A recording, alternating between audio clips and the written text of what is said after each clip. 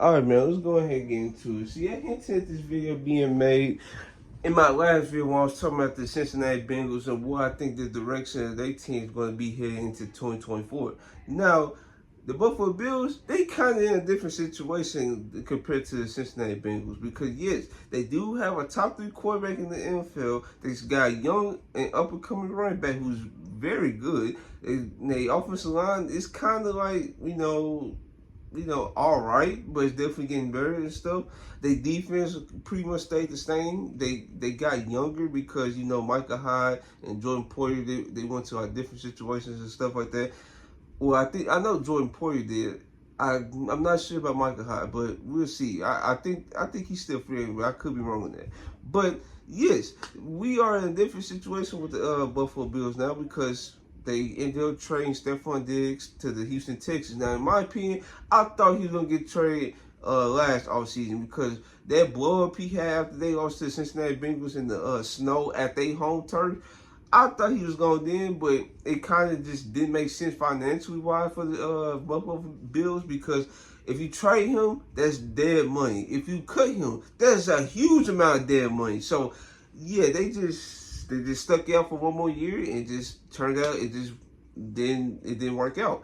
Now, like I said, in multiple videos already, I thought they wasn't going to make the playoffs because this was a team that was getting older, had multiple injuries, and the receiving core really wasn't deep at all. Now, they do have Dalton Kincaid and Dalton Kincaid and Dawson Knox. Now those are two receiving threats they can use in the passing game. And they did use Dalton Kincaid a lot in like screen pass and stuff like that. They did use him a lot in this situation. But outside of that, those two and Stephon Diggs, they really didn't have too many receiving threats on this roster. And it's the reason why they just ended their season the way they did.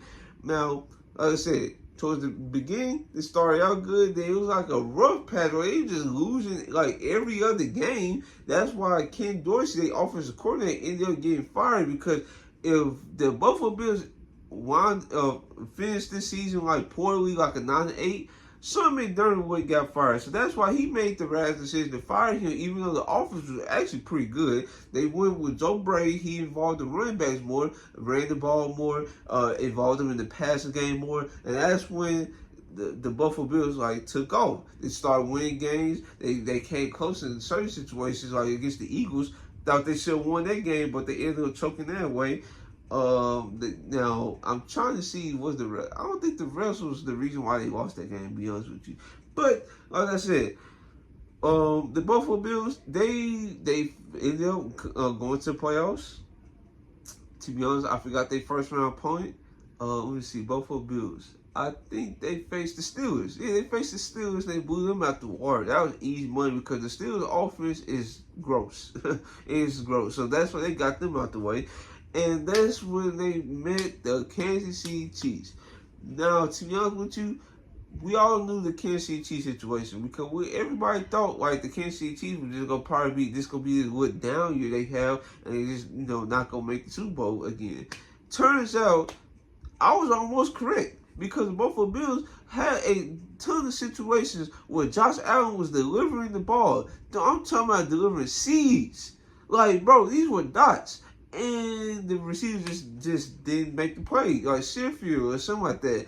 He had a ball towards the sidelines or something like that, or was close to it. He dropped it late in the game when they still had a chance to win. Stephon Diggs had a ball right up the sidelines and drops it. The best receiver on the team, supposedly, he drops the ball. So nobody was making plays for Josh Allen. Then Josh Allen had to take an immediate hit from this analyst that really wasn't paying attention. Just blaming it on him, even though Josh Allen played the best game you could play in this type of environment and situation. Because yes, Josh Allen, we all know he can throw 300 yards when he wants to.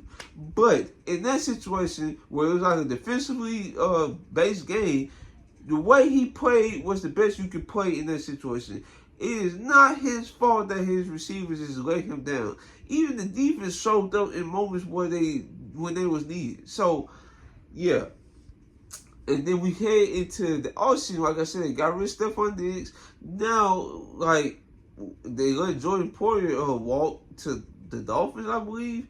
So it's like a situation where, like, where does the Buffalo Bills go from here? Now, I'm more certain on the Cincinnati Bengals being good compared to Bills, because now look at their receiving core right now.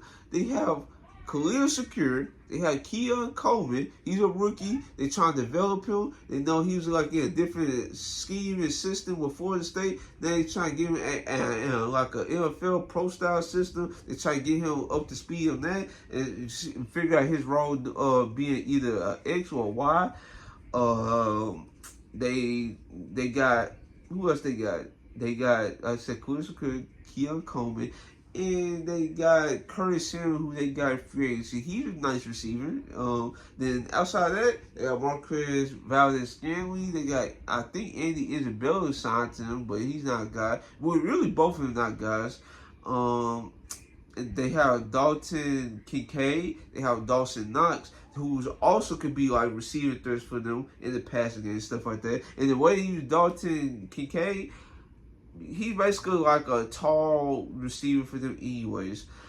But outside of Dawson Knox, Dalton Kincaid, sorry if I'm pausing his name a lot because I'm so used to basketball and saying Dalton Connect all of a sudden. But yeah, just bear with me when I go through this. But yeah, Dalton Kincaid, Dawson Knox. It's like, who else can I trust in this team? Like, yes, you try to put all your eggs in the Keon Coleman basket, but the Buffalo Bills are really trying to take their time with him and try to get him up to speed. So it's like, outside of that, if he doesn't pop off Keon Coleman, where's the Buffalo Bills playing as receiver? Because if he doesn't pop off, the Bills can definitely forget about making the playoffs. For sure. They can definitely forget about that. Now, if he does, they definitely going to make the playoffs because, like I said, Josh Allen, he just needs that one receiver that he can trust. You saw what he did, what happened when he was paired up with Stephon Diggs. It was amazing. If Keon Coleman can pop off, let's say, give him like a 1K season. Maybe like 4 or 5 touchdowns or something like that, bro. That I feel like that would be good enough. To be honest with you, but yeah, that's really all I got to say about the Buffalo Bills. They defense, like Gregory Rousseau, they got Daquan Jones, they got Ed Oliver still.